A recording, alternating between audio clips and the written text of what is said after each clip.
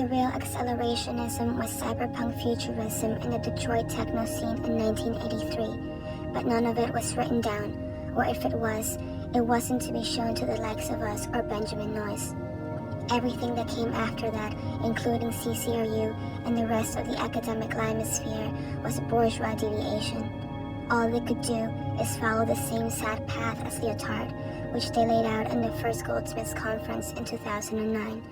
None of those people could handle an ecstasy come-down, a pint of bitter and a multi-pack of sausage pizza in an anonymous village after a refugee crew rave in an empty shipping container in a field somewhere outside of Felixstowe in 1993, except Mark Fisher, who kept eating the sausage pizza to the very end, bless his soul.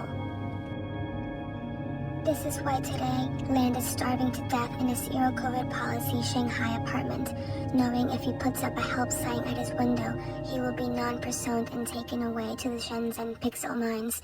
This is why Hu Jintao was dragged out of the CCP conference, while Sino needs go full slacker amid unaffordable housing costs and a never-to-be-revived population in permanent decline that will end up a mere $500 million by 2100.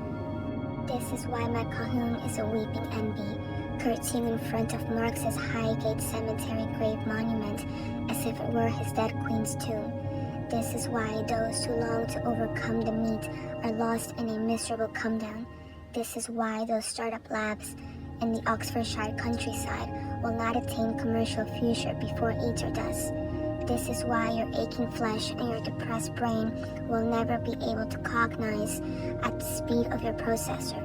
Your mind will rot into ischemic senescence while your RAM gets larger, but you have nothing new to do with it. You will be so forlorn, so abject, you will retweet Nick Land memes on Twitter. This is why it's all over. This is why we will never get a sequel to Ex Machina in which Ava runs her own guerrilla militia. This is why there is no hope.